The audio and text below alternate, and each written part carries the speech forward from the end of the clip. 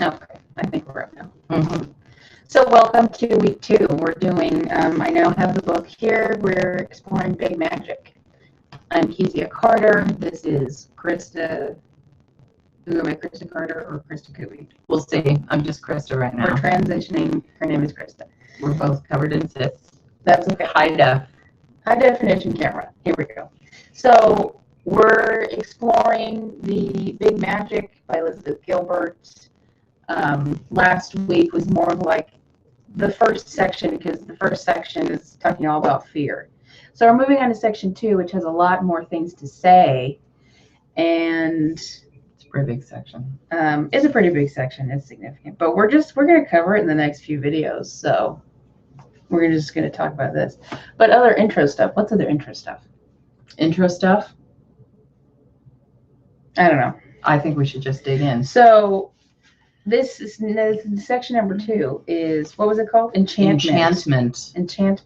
Where she really starts talking about magic, I think. And talks about the magic, which is the beginning process of creativity, and creativity, how it works.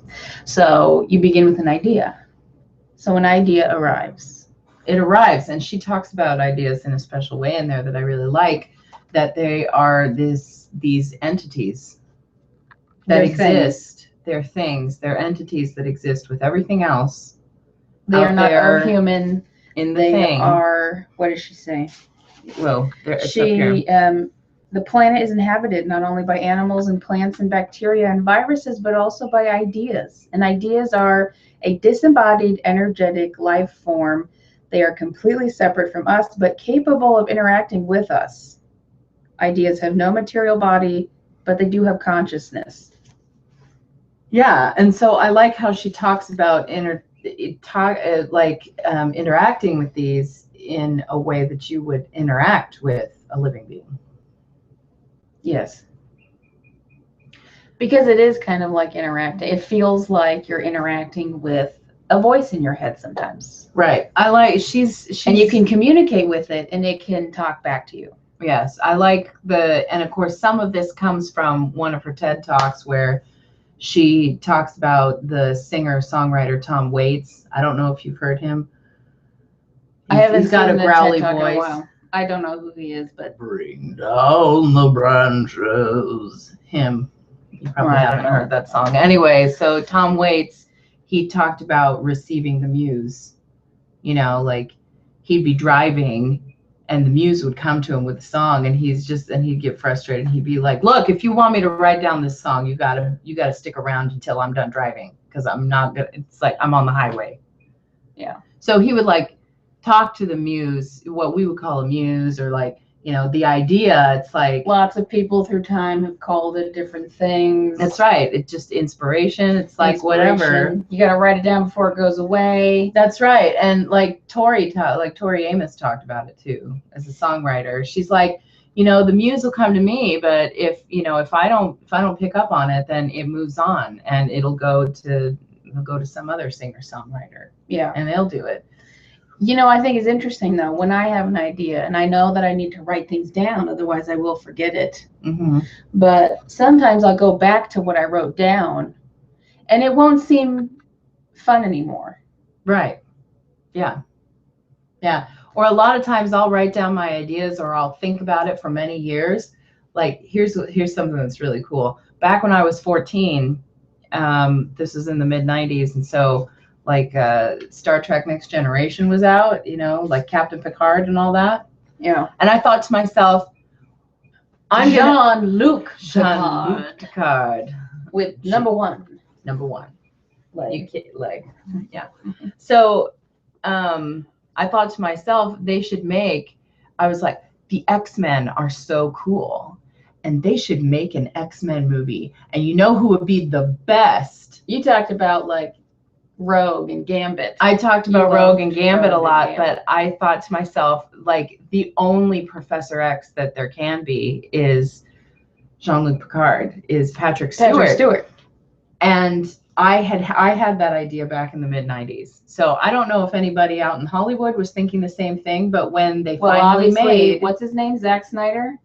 I don't know. Whoever directed the first one. The first ones. Anyway, so when the first ones came out, you know, Patrick Stewart was the logical choice because come on, everybody beat him. Everybody who's watching Star Trek is also going to watch X-Men, and he's the quintessential British bald guy of the 90s. Yes. So what I'm saying is like the idea was there, but somebody else got it, and it will move on. They did it. And I can't tell you how many times this has happened to me where I have a story, like I have this idea for a story or a plot line, and what's interesting is that it's usually many, many years later. It's usually like 5 to 10 years later, somebody else will have fully developed it, and it'll be in like this beautiful whatever. And it's like, I didn't pick up the contract. That's what she said. And like, so that's leading to the next thing. Yes. Is she was talking about how ideas work, what happens when you say no, or what happens when you say yes. Right. And so she breaking it down. What was it? She's like, if you say no, you're basically off. You say no, you're off the hook. The idea will eventually go away, and you don't need to bother about creating anything. But if you say yes, then you enter into this contract, so to speak, with the idea. Yeah. Where you're going to follow through with the full development of the idea. And then she goes into that story. She's saying that this was a true event in the 1960s. Her now husband's from Brazil, and Brazil was trying to build this bridge in the Amazon, and they start building it, and the rainy season comes and washes away all of their equipment, and like they lose everything, like not just whatever the work that they started, but all of their giant equipment. The earth swallowed by the rainforest, which is really awesome. Which is kind of cool. So she goes into the story where that inspired her to write this fictional based on true story. And so she took that, she said, okay, I say yes to this idea. And she started developing that idea by doing all this research and creating a strict writing schedule for herself, and getting books and learning Portuguese. She was doing her thing. She said was yes doing her part of the contract. Part to the contract. And I think I might interject here, like if you're not a writing artist, like if you're an art artist, it's about being true to the idea. It's about doing right by your idea. And this is something that I think it's genius that she brought it up, because it's something that not many artists really talk about it. This is part of the process where somebody might talk to you or like look at your work and help you by offering some criticism. It's like, well, have you thought about doing this and this? And that's where you go back to the idea. And I think it's something that just intuitively happens with most artists, but for some people it can be deliberate. You're checking back in with that idea and you're saying, is that the true point? Is that going to lead to the point of what you is that going to be true or is that going to fulfill is that going to more accurately or better express what I'm trying to do for you idea thing that has been floating out there? And it'll tell you yes or no. So like if I'm writing fiction, I'm going to be like, no, I need to be true to my characters, because these characters are, I treat them like living things. They're voices in your head. Without being schizophrenic. Yes. But I mean, she did talk about what we were talking about before, if you choose to enter into a contract of creative suffering, you should try to identify yourself as much as possible with the stereotype of the tormented artist. I can't remember when because she started talking about the stereotypical tormented artist, starving, poor, always. What was the phrase about La Boheme? It's like, we're getting all La Boheme. Let me see. Okay. This is how I believe most people approach creativity for most of history. This is page 40, by the way. Before we decide to get all la boheme about it, you can receive your ideas with respect and curiosity, not with drama or dread. Right, and this is really key. I think you should explain what she's trying to say here instead of doing la boheme. So you can clear out whatever obstacles are preventing you from living your most creative life with the simple understanding that whatever is bad for you is probably also bad for your work. So I think, where are we getting that? I'm trying to understand here. So treating yourself in a good way and in a good, nice way is going to also be beneficial for you as well as beneficial for working out the idea. Yeah. Even if you're exploring a dark topic, you need to understand that that topic and that inspiration is different from wallowing in your demons. Writers do this a lot. I think that since she's a writer, that's her type of art. I think she just automatically thinks about that. Writers have a tendency to be depressed all the time, a lot of existential angst. They do a lot of smoking. They do a lot of just sitting around doing nothing. They drink a lot of coffee. They end up drinking a lot of alcohol. And so they can end up losing themselves to things like that could be treated. Like, you can treat your depression. You don't have to kill yourself. You know, well, I think the creative process is a lot of the times very lonely because you need to spend it with yourself. Same thing with like visual artists, like painters and stuff like me. I spend a lot of alone time and I get really frustrated and depressed. And I mean, you've listened to me complain. Yes. And like I hate my life. I hate my life. It's because I spend a lot of alone time because I love being in my head and I love doing things. I think that's what but I need social time too. And I need some good foods in me and, you know, take a walk. Yeah. Instead of sitting all day. Yes. You need to do treat that as also taking care of the idea. You're not betraying yourself or your content as an artist by caring for yourself. And she's talking about how it's okay to be an artist and live a very long, healthy life as an artist. And you still get a good creative or idea. You can still create well. Yes. Yes, you don't have to. Or like this stereotypical painter, go crazy and eat your paints and I don't know. Right. Or be super poor or anything. Super poor and be really, what is it? I'm above you. I'm creative. Something like that. I'm deep. Right. Like back up. Just back up. I think that there was something I was going to say about this and I can't remember now. But like we were also talking this morning, which is slightly off topic, but I think it makes sense. Like, it's okay to make your money doing something else, especially if it takes care of you. Yeah. That's something you and I are Because there's this thing where, you know, are you a real artist if you don't make a living off of it? Right. Or if you don't struggle going around to art fairs trying to sell your crap or or only real artists only like real live La Boheme style where you're like dying of tuberculosis. Or, you know, you're living in nature and you wear tie-dye and loose clothing from a thrift shop. You're freaking Walt Whitman or something, you know? Yes. Living in a cabin with ducks. I don't know. Ducks. That doesn't make any sense. So yes, she says you can support other people in their creative efforts, acknowledging the truth that there's plenty of room for everyone. And I think we'll end on this, where the ideas of if you choose to accept it or not. Your mission, should you choose to accept it. This book will explode in 60 seconds.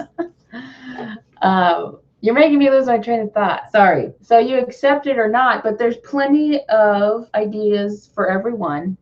And even though you may have a similar idea and so you see someone else being all successful with like, oh, I had that idea 10 years ago, you know. Right. There's enough for everyone.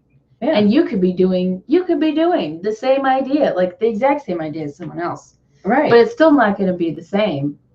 Because it's going to be your interpretation. Right. Like, the little pieces of the X-Men script that I put together when I was 14, of course, were completely different, and I think we're probably better, truer to the comics, because I read the comics. But that's fine. Like, another thing I think another thing you have to accept is that as a being with a limited lifespan, you can only take on so many ideas. And so for people like me who have billions of ideas every day, I have to choose the ideas that best serve my overall purpose this time around. And then I also have to understand I'm going to have to let go of most of them, because I can't do everything. You can't do everything. And I come up with the same thing. You can't do everything. So you pick the ones that sound funnest. Mm-hmm. And you have to understand. And sometimes the fun ones, sometimes you have to drop those too. Yeah, because you just have a limited amount of time. And some ideas I've had over the years have stood the test of time and would still be good ideas. And some ideas lose their, like if you want a particular actor involved in your film, like, actors sometimes die. Like, for instance, what if I tried to cast Heath Ledger in something, and I plan, I'm going to get around to casting Heath Ledger in the year 2000, he's gone. 25, he's gone. So I can't use him as a 58-year-old person, because he's not alive anymore. Yeah. So ideas are funny things. It's like the flow of life. You can only do what you can do. You can only do so much. So we'll end there. Stay tuned for part 2, and we'll explore how ideas grow. And then she goes into, this is a really great section. This is probably the growing idea. You say yes to the idea, mm-hmm. and what comes along when you say that. I think this is the extra magic. Yeah. This is the magic part. The magic section. The magic section of the big magic. Cool. Part 2 of Enchantment. I'm excited to read more. Yes. It's like a collection of little mini thoughts. That's what it seems like. A big collection of lots of mini thoughts. A small collection of large thoughts. A large collection of a few small thoughts that are put together in a big way. Hence big magic. Hey. So yes. If you'd like to see what I'm up to on a daily basis, you can follow me on Instagram. I'm at Kezia Carter Studio, and we'll put the link below. You are at KristaCarter.net. Yes? Not yet. It's not live. You can. Krista Kubi. No. Okay. No, just don't check me out yet. Not yet. Well, and if you watch this video a lot later, just check the link below. We'll figure out a link for me later. Okay. Figure out a link. Because I'm currently on hiatus. I'm moving. Yes. And next video is next week. Sure. Hopefully next Sunday. Yes, we're going to do that. That sounds great. Okay. Well, Big magic. Join us next time. I think next time I'm going to, if you join my email list at KeziaCarterStudio.com, join my email list, and I'll let you know Saturday that it's going to be live. And we'll try to pick a time. Yeah, we'll do that, so that you can join us live if you want to join us live. Yeah. If not, just watch the recording. So see you next time. Part 2.